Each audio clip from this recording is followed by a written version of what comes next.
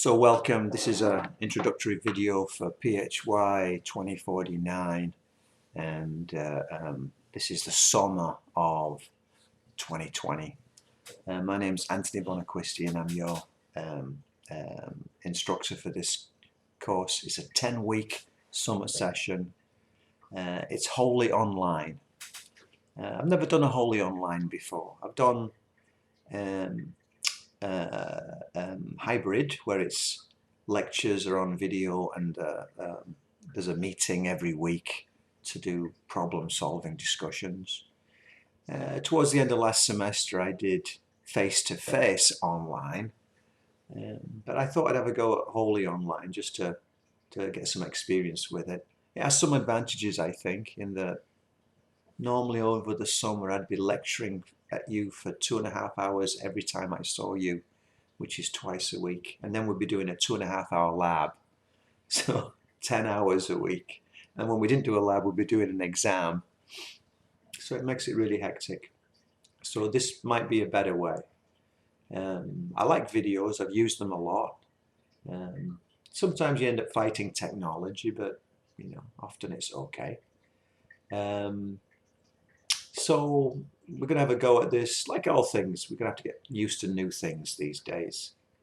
Most of, I think pretty well all the materials that I need are online. I'm always trying to improve them. I've taught this course for probably once a semester for 10 years.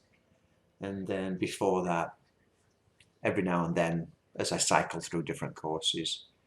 I like this course. It's a good course to teach. I have taught at HCC for about 14 years, and then USF for about 8 to 10 years, and then high school AP Physics at King actually, and then middle school. So I've got a fair amount of teaching experience. And I've worked in industry and research labs, maybe 1/3, well, probably a bit less now, but let's say 1/3 industry, 2/3 teaching.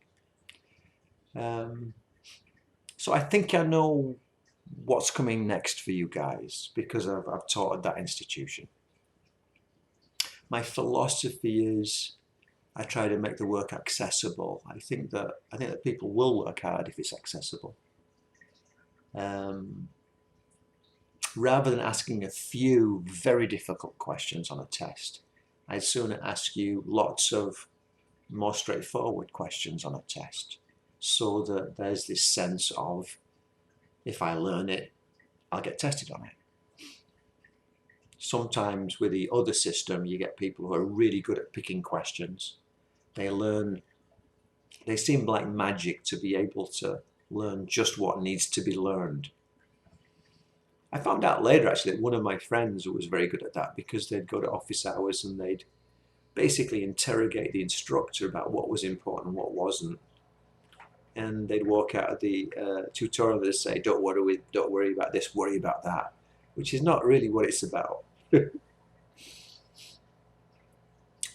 I do believe, by the way, that you're supposed to know the equation. So although my tests questions tend to be direct, you don't have an equation sheet. And if that's uncomfortable to you, please get used to it.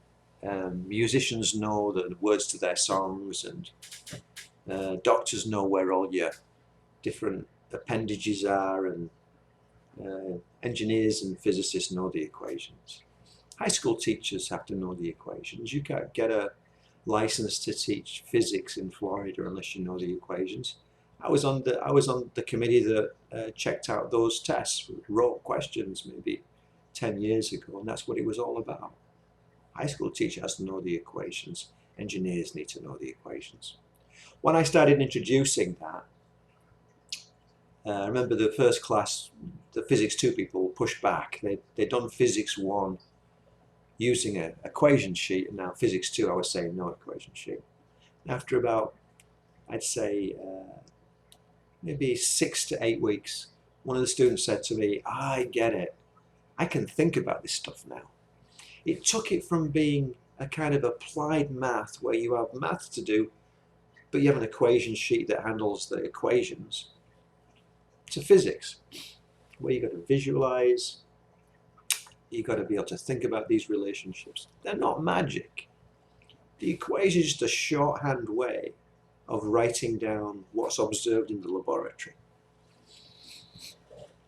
So embrace it, and you'll be much stronger. One of the professors at USF chided some of my old students years ago, saying, "You guys don't really know anything yet because you don't know the equations." And when I heard that, it resonated with me, because it's kind of what I felt as well. So let's have a look at the syllabus. Let's have a look. This is our course. We're at 2049 course, and it's a 10-week course.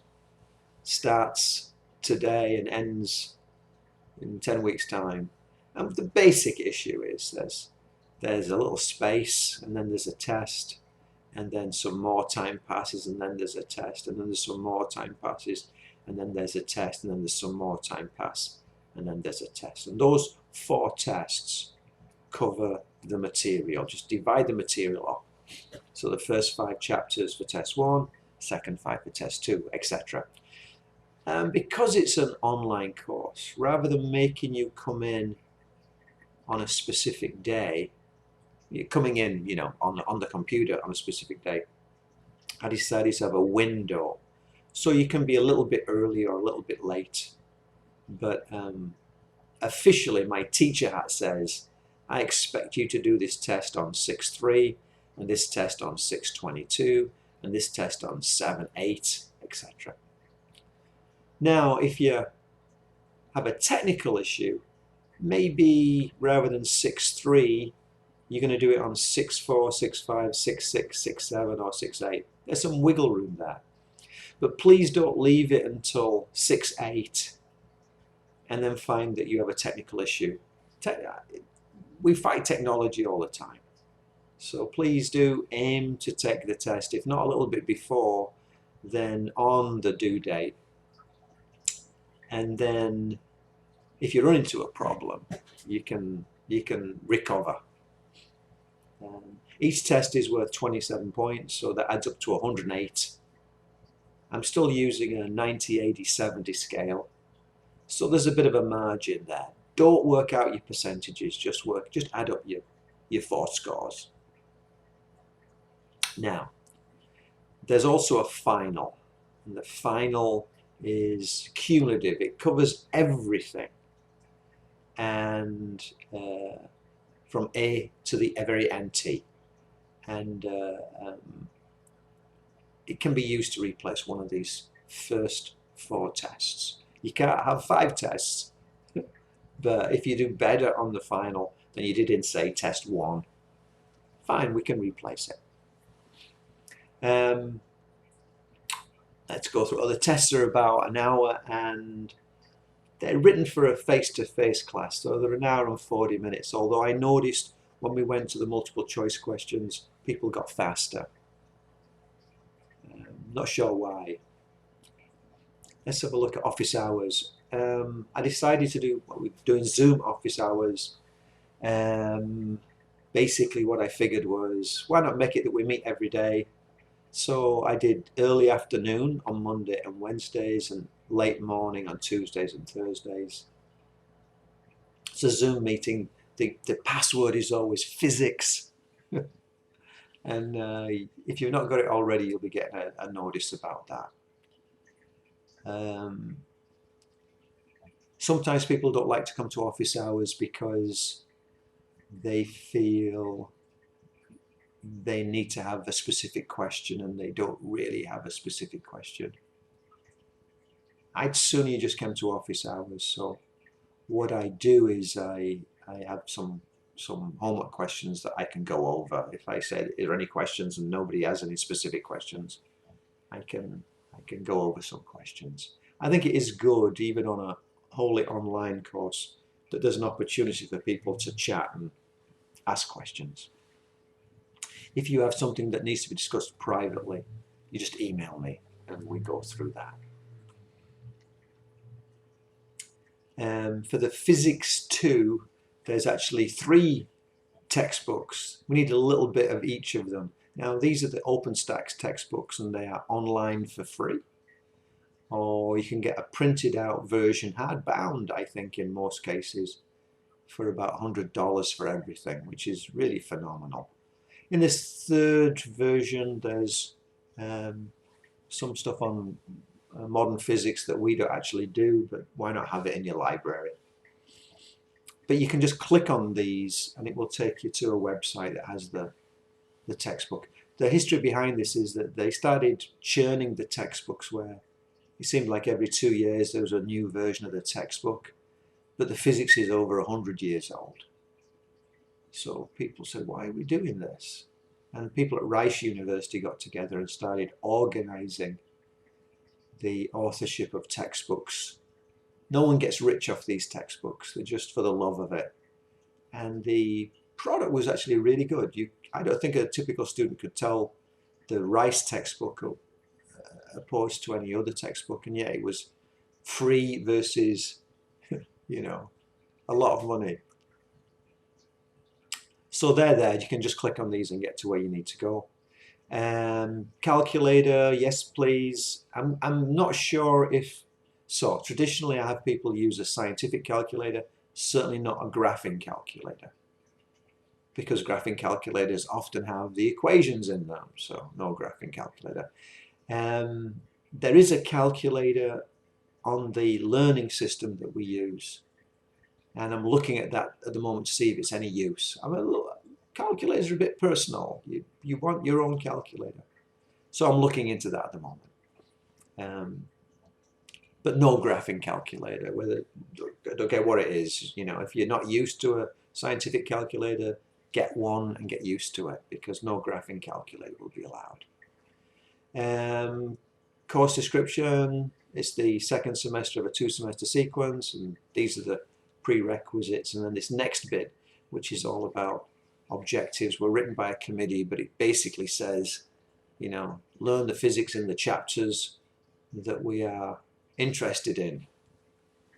They could have written 100 versions of this. Attendance. It's weird, of course, we're not attending physically, but we are attending on some level. One thing we have to do is we have to check to see that every student that signed up for the course is active in the course. So in the next couple of days, I'm going to post a do not drop me quiz. And what that means is that if you want to stay in the course, you've got to click on it, and that's your committing. Yeah, I've looked at the syllabus, I'm in. If you don't click on that, then when the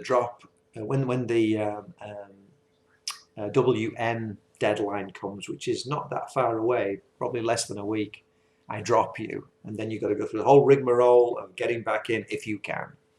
So as soon as that test appears, I'll send an email with it. Make sure it's going to be 1 question or maybe 4 or 5 questions, but it's going to be click, click, click, and you're in. It confirms that you decided to do the course, which is important. It's worth nothing. It doesn't improve your grade, but it keeps you in the class. Professional behaviour. There's times when, although we won't meet, but we'll be on virtually together. You know, if you start being obnoxious to people, then one of the consequences is you can be asked to leave the course. I've never had to do it, but it's there. Grading system. As I said, there's going to be 4 27-point tests that add up to 108 points. It's a 90, 80, 70 scale. Just add up the points. Don't go to percentages. You can just say, how well did I do on this test? But don't try to combine percentages. Just add up the points. We have a final, well, basically a test 5, which covers everything. And that can be used to replace one of the earlier tests.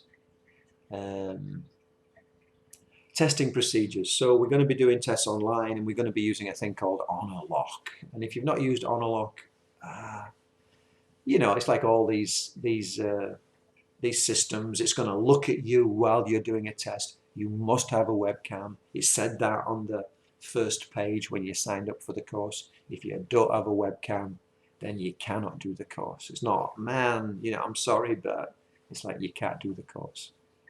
You will not be able to earn credit in the tests because you will not be able to take the tests. So you got to have a webcam or a computer that, you know, if it can be built into your laptop, but it's got to be movable.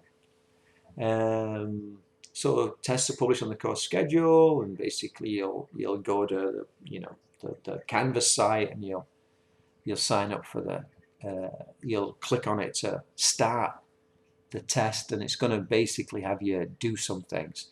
Tests are published, test dates are published in the course schedule. I expect students to take the test on the date recommended.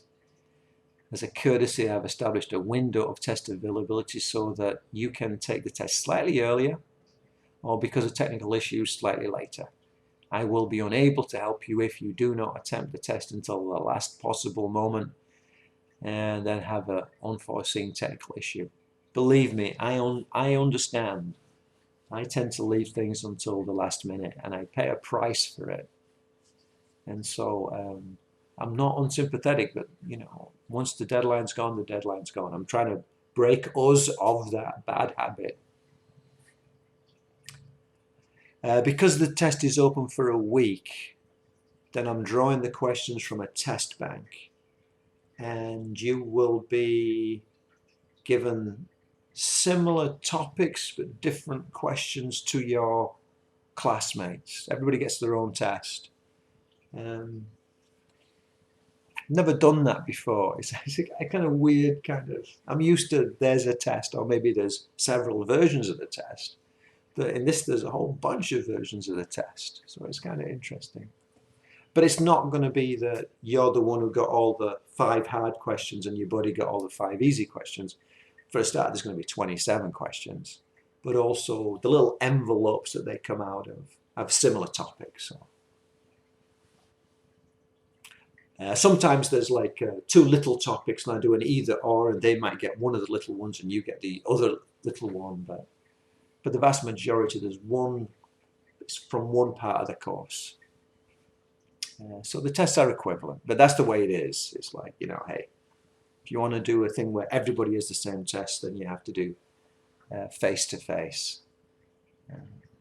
Failure to adhere to the test rules constitutes academic dishonesty. You're expected to know the equations, so by all means have an equation sheet when you're learning, but make sure you know them by test day.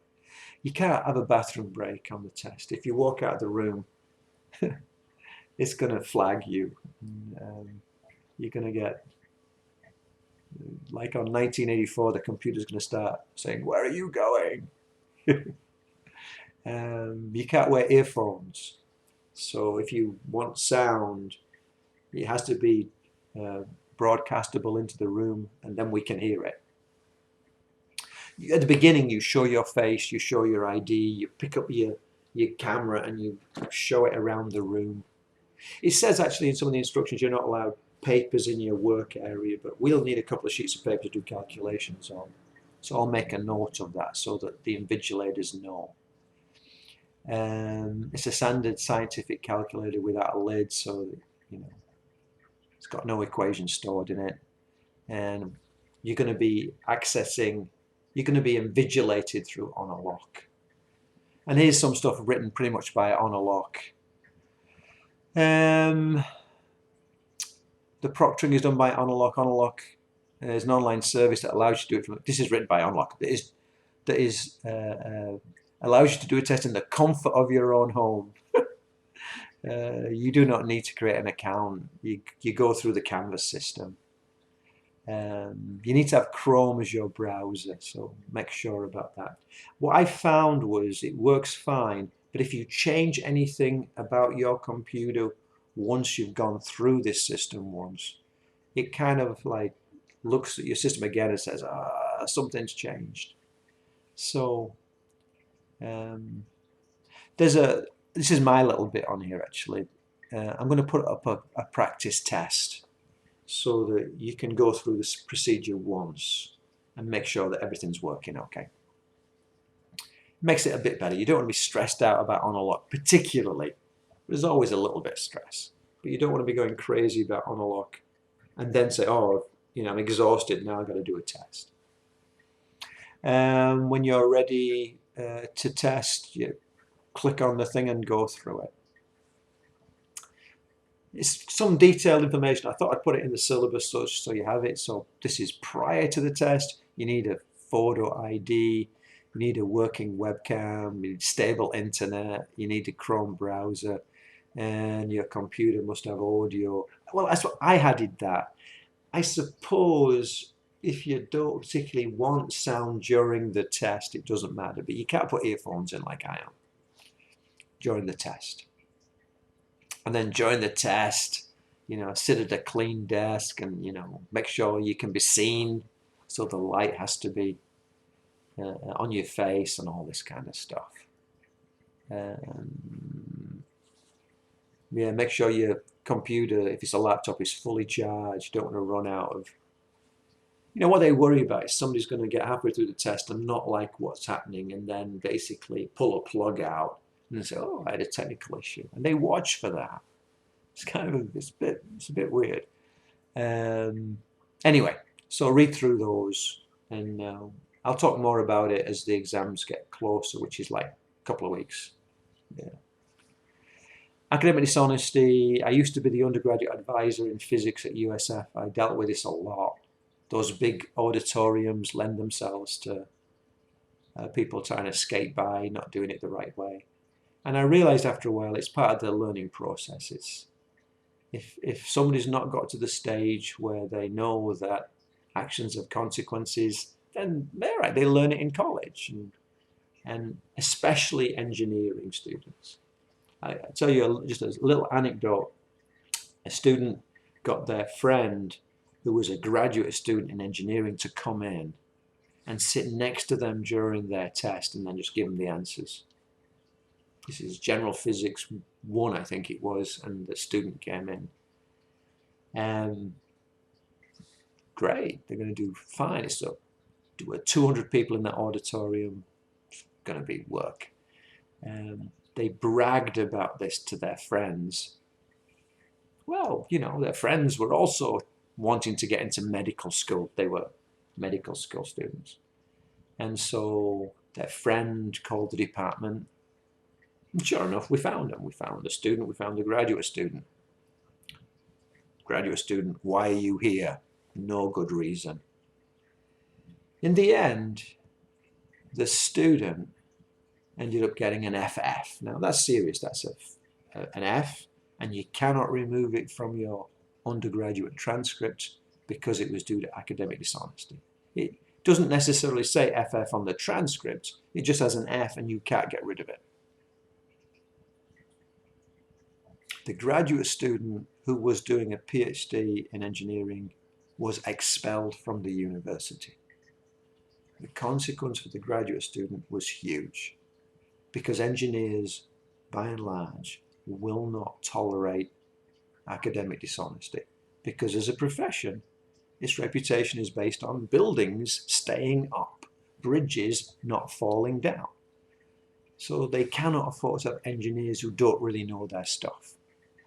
So I say to people, you know, if you want to slide by, do not do engineering, because more so than physics, they police this. As we'll see in the lab, they police this quite rigorously. So if you've got friends who are, you know, a bit that inclined to try and cut corners, forewarn them. It's not the way to go. Instructional methods, lots of videos on Canvas, lots of notes on Canvas, lots of homework on Canvas. You don't hand the homework in, you just do it. Homework help videos on Canvas, and all tests on Canvas. So there's a whole bunch of stuff on Canvas. I'm always tinkering with it. So it's sometimes I'll find the videos and the lectures. I'll change things here and there. So that can drive you crazy, I suppose, but basically it's the same material. Tutoring center. There is a tutoring center. I guess we've got to access it online. and then request for accommodations. I've seen it. I'm the kind of person where if you gave me longer in a test, it wouldn't make any difference because I know what I know. And if you put me in a noisy environment, I can kind of tune out the noisy environment. I used to do homework with loud music. But I've seen other students where the least little thing can really distract them. And it upsets them, and then once they're upset, they can't focus. I don't want to test that. I want to test the physics side. So I think that the accommodations can really help. So I encourage people if they feel the need to do this, but you have to have the paperwork in. I can't just take your word for it. It's got to be defendable. So if you have an issue, then you need to pursue it. If you have paperwork, you need to get it to me, because without the paperwork, I can't do anything to help. Withdrawal, yeah, there's a certain deadline, usually 2/3 the way through the course, and you can choose to withdraw. Engineering at USF count that as an attempt, and you're only allowed basically 2 attempts. So if you're in a hole, and you withdraw, it's not wiping the slate clean, it's just you're burning one of the attempts. Maybe it saves your GPA a little bit, but you're still burning one of your attempts. Incomplete, if you break a leg. I had a student who broke a leg 2 days before the final. That's what the incomplete's for. It's not, oh man, I couldn't get time to do any of the labs, for example. Oh man, I've failed all these tests. I'm going to take an incomplete. Doesn't work that way. You've got to be passing. You've got to have 2/3 of the work completed, and you have to hurt something. You have to have a broken leg. USF, when I worked at USF, they gave you a year to make up an incomplete, which was terrible, because life goes on, and in a year you'll be in a very different place than you are now. So my advice is, as soon as the medication's worn off, you do the test. Don't leave it any longer than you have to before you do the test to make up the incomplete. I suppose for face-to-face classes, there was a tendency, I want to record this, but this is by its very nature recorded, but please don't post it online. It's owned by, well, I don't know who owns it, either me or HCC, but somebody owns it. And also, I can talk informally like this, and that's different from me posting it on the web. Communications, please use your HCC email. I'm not supposed to respond to email that's not officially HCC, because, your Uncle Fred could masquerade as you and say, how am I doing, Professor? So just use your HCC email. You can go through the Canvas site, I see it. I'm not here 24 hours a day, 7 days a week. So if you contact me on the weekend, I might not respond until the Monday. That's just the way it is. I like being married, and I'd like to stay married. So. Some emails I had to respond to because the question's complicated, so sometimes I'll say, let's talk about this during office hours, or give me a time and we'll talk about this. Sometimes I'll turn around and say, check this page of the syllabus because it's in the syllabus. That's the thing that teachers, when we get together, that's the thing there's t-shirts that say it's in the syllabus, And the interesting thing is, teachers are as bad as students when it comes to, missing things in documents, because we're all human. But do double check sometimes. Additional important information. This is basically saying, look, if you don't like what we're doing in general physics, you might not like engineering, because it's not all building bridges. It's like any course. There's an awful lot of just slog. And if you don't like the slog, then, there's going to be slog in engineering. So Every course I ever did, people said, you can't cram this course, and yet it seemed like you could study the night before and do okay. This is one of the most uncrammable courses that I've ever come across, so be careful about cramming. Work often from the very beginning. A little bit of work every day is much better than a lot of work once a week. Good math skills don't mean good physics skills. It is a different skill set. Pretty well every semester I have a student who's really good at math, who's struggling. It's just a different skill set. Visualization, it's doing the right math on the right problem rather than the right math on the wrong problem. So watch out for that. Develop correct conceptual perspectives, practice of visualizing physical situations, strong analytical skills. And you develop these over time with repeated practice. So do a lot of homework. I try to make the homework accessible. You should be able to do the homework. The exam questions are that next level up. So start with the homework, and homework is like going to the gym. You want a sculpted body, you go to the gym. You just don't go once a week and lift a huge amount of weight and say, look, hey, I worked out. I've been once a year and I broke my back lifting this weight. You go every day if you can, and you practice, and you do much better. It's a bit like that with this. So in this way, studying general physics is a bit like training for a sport, or cooking, or sewing, or knitting, or mastering a musical instrument. Practice, practice, practice. You should think of the course as being skills. That's word problems, graphical problems, ratio problems, conceptual problems, recall problems, actually, what's this diagram like out of the notes, and content, and that's equations. So there's a grid between the two. Pretty well any equation I could ask you a conceptual question about, I could ask you for a graphical question, I could ask you a word problem. And be able to answer questions based upon your knowledge of the course material. The content is commonly to topics. The content is the common topics taught in the course. You need to know both. As soon as you run into difficulty, it's good to reach out for help, either to a buddy or a tutor or me. But it's not going to get better just by time passing. So jump on it, especially in the summer. I have all the instruction time, but you have less homework time. That's what the summer's about. You're giving up homework time. I put this note in here. Please don't be put off by my classroom persona. I'm much nicer during office hours. In a way, that's a bit of a joke.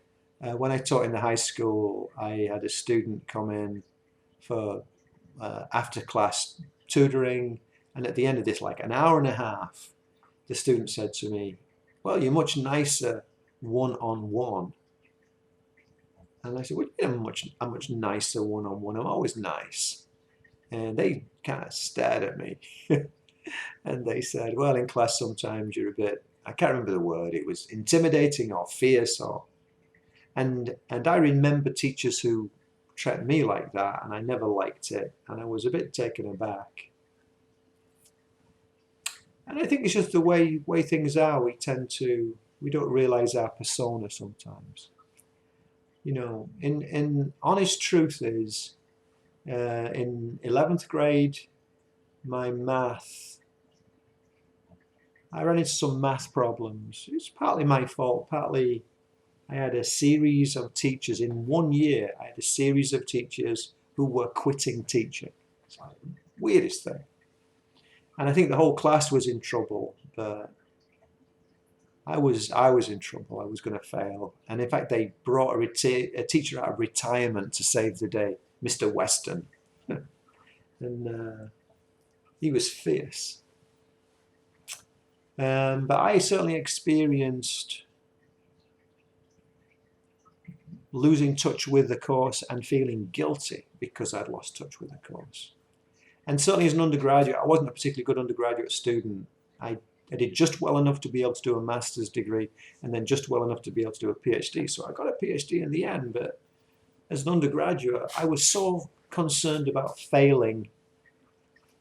My mindset wasn't on mastering, it was on surviving. So I can't look down my nose at anybody really. When I see a student and they're struggling, yeah, sometimes they need to commit, and that's the lesson they need. They need to wholeheartedly do the work. But other times I'll see a student who is working very hard and getting very little positive feedback in return. I respect both of those students. Eventually, the one who's not committing will learn to commit. I'm not going to come round to your house and berate you because you're not doing enough work. Eventually, you'll realize. The exams will tell you. My job is to support you as much as I can on the way.